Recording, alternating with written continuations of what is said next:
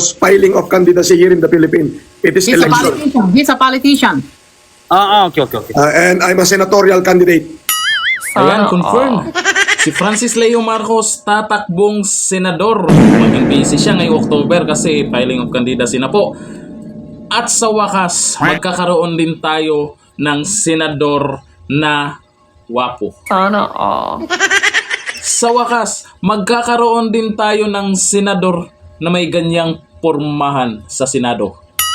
Sana all. Sa wakas, magkakaroon din tayo ng senador na mahilig suminghot sa Senado. Sa wakas, magkakaroon din tayo ng senador na mahilig lumaklak ng Sana Sundrox. all. O, sa mga nagtitinda ng Sundrox yan, maging mabenta yan, suportahan nyo yan, maging senador. At higit sa lahat, magkakaroon tayo ng senador na napakayaman. Oo, mayaman sa kayabangan. Magkakaroon pa tayo ng senador na Scammer na si Francis Leo Marcos. Sana all. budol. Sa tingin nito, mananalo siya sa pagkasenador. Ha? Alam mo, Boy Singhot, ako alam ko na kung ano yung purpose mo talaga dyan. Alam mo sa sarili mo na hindi ka talaga mananalo dyan. Alam niya na hindi siya mananalo. Alam natin yan na hindi talaga siya mananalo. Dati po kasi, tumakbo pong senador yan. Nagkaroon din po ng milyon bumoto sa kanya. Kasi naman, noong panahon na yon, maraming nakasuporta sa kanya. Nandun pa yung mga sumuporta sa kanya na wala na ngayon. Nagsipag-alisan na ngayon. Pero sa panahon ngayon, tumakbo siyang senador. Swerte na niya pag naka 1 million vote siya. Bakit? Kilala na kasi siya sa pambubudol niya. Sa tingin ko lang, kaya tumakbong senador to, dahil naman, siyempre sinabi niya dyan, maraming mga yamaners na karinig dyan na naniniwala pa rin dito kay Boy Singhot. Pera.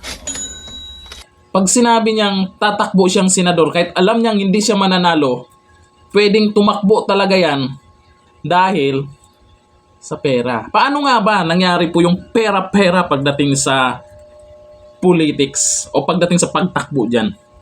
Kasi pag may mga kaibigan ka, kakilala ka, o nauuto mo pa na mayaman, pwedeng mag-sponsor yun para sa pangangampanya mo. Pwedeng maglabas ng malaking halaga yun para isuporta sa pangangampanya mo. Pera na naman. Sana all. Pera na naman.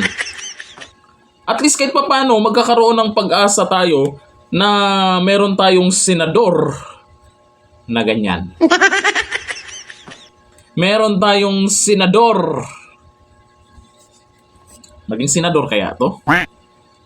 Akala siguro niya, alam naman natin na yung milyon-milyon niyang pinagyabang na sumuporta sa kanya, ang dami nang nawala. Ang dami nang nagising. Niwala nga ngayon, sa panahon ngayon, di kagaya noon na. Kasi noon kasi maraming napaniwala to na Marcos talaga siya. Kahit kami.